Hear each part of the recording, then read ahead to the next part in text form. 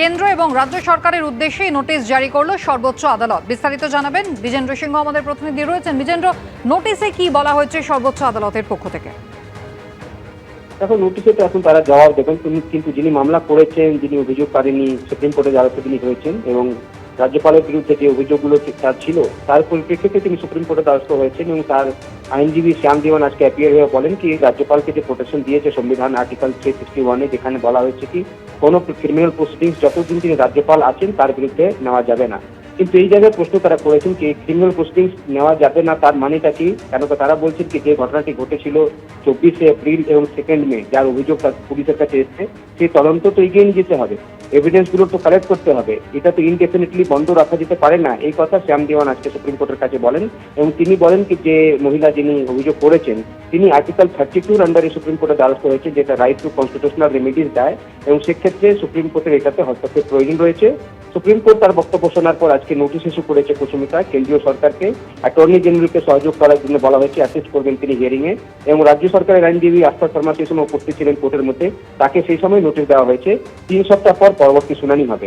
এই প্রশ্নটাই বারবার উঠছিল কি যে প্রোটেকশনটা দিয়েছে আর্টিকেল 361 গভর্নরকে, সেটা থেকে তদন্ত থেমে যাওয়া যেতে পারে, এই প্রশ্নটাই শ্যাম দেওয়ান রাখছিলেন। কেন কি তদন্ত এখন এগোচ্ছে না, যেটা আমরা এর আগেও দেখেছিলাম যে সিসিটিভি ফুটেজ হোক বা যেখানে ঘটনা ঘটেছিল রাজভবনের মধ্যে, সেই জায়গায় কলকাতা পুলিশের সব সময় অ্যাক্সেস নেই এবং তারা সেখান থেকে সিসিটিভি ফুটেজগুলো পাচ্ছে না। এই প্রসঙ্গগুলো টেনে আজকে শ্যাম দেওয়ান বলেন কি এই প্রোটেকশনটা কি রয়েছে এখানে, তদন্তই থেমে যাবে যে প্রোটেকশনটা দিয়েছে আর্টিকেল 361। এই যে এক্সট্রা প্রোটেকশন রয়েছে গভর্নরের কাছে, যে ইমিউনিটি রয়েছে অফিসে থাকাকালীন, সেটাকে এখন সুপ্রিম কোর্ট খতিয়ে দেখতে বক্তব্য চাওয়া হয়েছে কেন্দ্রীয় সরকারের এবং রাজ্য সরকারের। 3 সপ্তাহ পর পরবর্তী শুনানি চিফ জাস্টিসের বেঞ্চে হবে। বিজেন্দ্র, ধন্যবাদ। 21শে জুলাই সমাবেশ আগামী পরশু, আর তার আগেই কলকাতায় ফিরলেন অভিষেক বন্দ্যোপাধ্যায়। লোকসভা ভোটের পর চিকিৎসার কারণে সাংগঠনিক বিষয় থেকে সাময়িক বিরতি নিয়েছিলেন তৃণমূলের সর্বভারতীয় সাধারণ সম্পাদক। এদিন বিদেশ থেকে কলকাতায় ফিরলেন তিনি।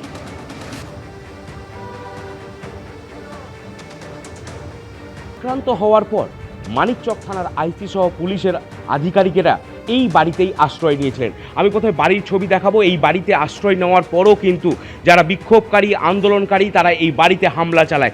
ছবি দেখাচ্ছি, দেখো যে এই যে বাড়ি, সেই বাড়ির সামনে মোটর বাইক রাখা আছে, সেই মোটর বাইক ভাঙচুর করা হয়, লোহার গ্রিল ভাঙচুর করা হয়, অ্যাসবেস্টাস যে বাথরুম রয়েছে এই বাড়ির, সেই বাথরুমে অ্যাসবেস্টাসে ভাঙচুর করা হয়, জানলার কাঁচ ভেঙে দেওয়া হয়, পুরো এই যে বাড়ির সামনের এলাকাটা তছনছ করে দেওয়া হয়। এবং একজন রয়েছেন যিনি প্রত্যক্ষদর্শী এই ঘটনার, তার সাথে কথা বলছি।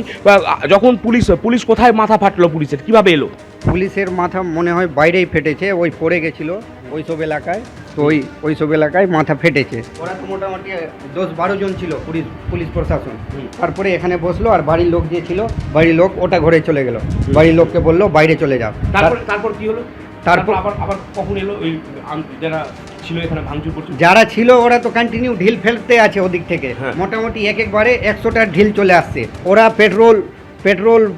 পেট্রোল বোতলে এনে ওরা আলোচনা করছিল বাড়িতে ফেলার জন্য, কি বাড়িতে ফেলে বাড়ির লোককেও পুড়িয়ে দিব আর পুলিশ প্রশাসনকে সবাইকে পুড়িয়ে। তখন পুলিশ কি করলো?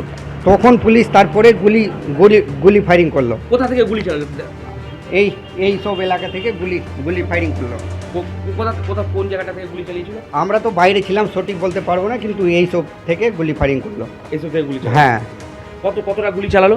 ওই 1-2টাই মতো হবে এরকম। হ্যাঁ, ওইটা যদি ফায়ারিং না করতো তো এই বাড়িটাতে ভেঙে ভিতরে চলে আসতো লোকগুলা, আর বাড়ির লোকও মরে যেত, আমরাও মরে যেতাম, বাড়ির লোকও মরে যেত, আর পুলিশ প্রশাসন সবাই মরে যেত একই সঙ্গে।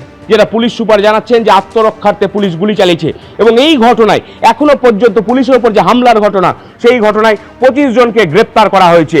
করুণাময় সিংহ, এবিপি আনন্দ, মালদা।